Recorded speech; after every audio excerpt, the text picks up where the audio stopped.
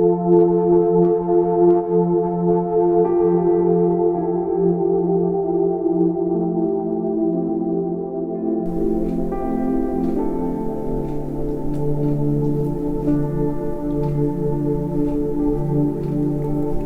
everyone, hello to MB's Teachings.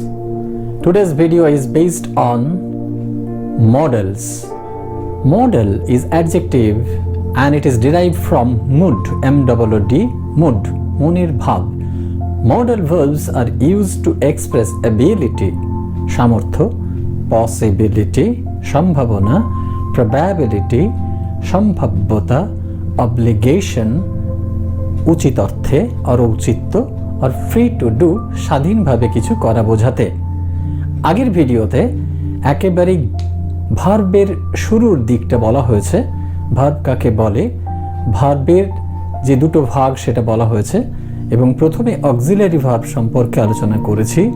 সেখানে operator সম্পর্কে বলা হয়েছে 24 অপারেটরস, আর মডেল অক্সিলিয়ারি যে পার্ট সেখান থেকে প্রথম verb can.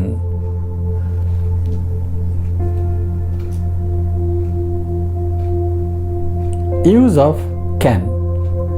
First example, to express ability, সামর্থ্য বোঝাতে। I can swim, I can read, we can play. যখন কর্তা কোনো কিছু পারে, নিজে থেকেই সে করতে পারে, তখন তার সামর্থ্য আছে বোঝায়।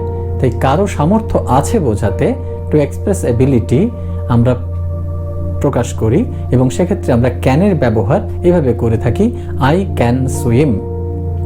Next, to express possibility. That means we can use the very auxiliary verb, modal auxiliary can, to express possibility, সম্ভাবনা বোঝাতে। Everybody can understand it. Everybody can understand it. প্রত্যেকেই এটা বুঝতে পারে, প্রত্যেকে এটা বুঝতে পারে। আগেই বলা হয়েছে যে মডাল অক্সিলিয়ারি কিভাবে কাজ করে।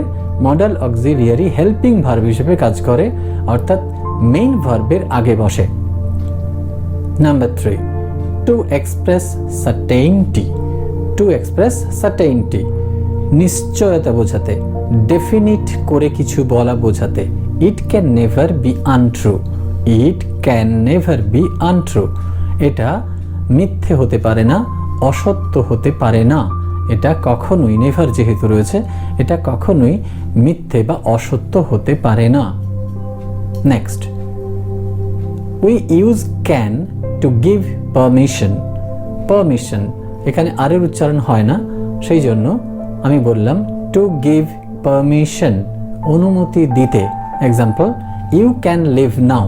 ইউ ক্যান লিভ নাও, তুমি এখন যেতে পারো, তুমি এখন আসতে পারো, তুমি এখন পড়তে পারো। এই অর্থে আমরা অনুমতি দেওয়ার অর্থে এটা ব্যবহার করে থাকি, you can leave now. Next, to take permission.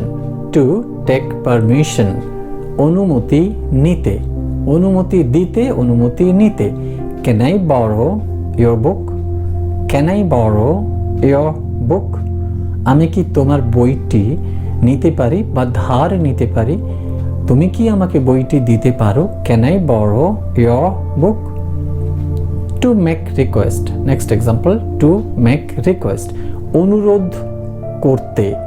কোনো ব্যক্তিকে অনুরোধ করি আমরা, কোনো কিছু চাওয়ার জন্য করি, কোনো কিছু বলবার জন্য, কোনো অনুমতির জন্য, কোনো অর্থে আমরা অনুরোধ করে থাকি। To make request. Can I ask your hand please? Can I ask your hand please? এখানে হ্যান্ড মানে দয়া করে তুমি কি তোমার হাতটা বাড়াতে পারো অর্থে, সাহায্য চাওয়ার অর্থে আমরা ব্যবহার করি এটা। আমরা কাউকে অনুরোধ করি যে আমার খুব কষ্ট হচ্ছে, এই ব্যাগটা অনেক ওজন বা ভারী, তুমি কি আমাকে কেউ সাহায্য করবে? তুমি কি আমাকে সাহায্য করবে? Can I ask your hand please? আমি কি তোমার কাছ থেকে একটু সাহায্য চেয়ে নিতে পারি? Next example, we can use can to make suggestion.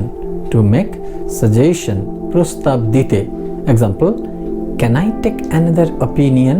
Can I take another opinion? আমি কি অন্য কোনো মতামত চাইতে পারি বা গ্রহণ করতে পারি বা নিতে পারি? Next example, to offer something. To offer something, সাহায্য করতে, কাউকে কোনো কিছু দিতে। Example, can I get a cup of tea? Can I get a cup of tea? আমরা খুব সচরাচর বলে থাকি এক কাপ চা হবে নাকি, ঠিক তার যদি ইংরেজি করি, can I get a cup of tea? আমি কি এক কাপ চা পেতে পারি? Next example, to express doubt or to doubt. To express doubt, সন্দেহ প্রকাশ করতে বা সন্দেহ প্রকাশে। কোনো ক্ষেত্রে আমাদের ডেফিনেটলি ঠিক পয়েন্টে আসতে পারি না, সেক্ষেত্রে to doubt. Can it be true? Can it be true that I can't believe? অনেক ক্ষেত্রে হয় আমরা বিশ্বাস করতে পারি না কারো কোনো কথা, তখন আমরা বলি ক্যান ইট বি ট্রু? এটা সত্যি হতে পারে নাকি? Last example of the use of can to express something negative. নাবাচক অর্থে টু এক্সপ্রেস সামথিং নেগেটিভ। যেমন example, we can't go back. We can't go back. We have already gone a lot.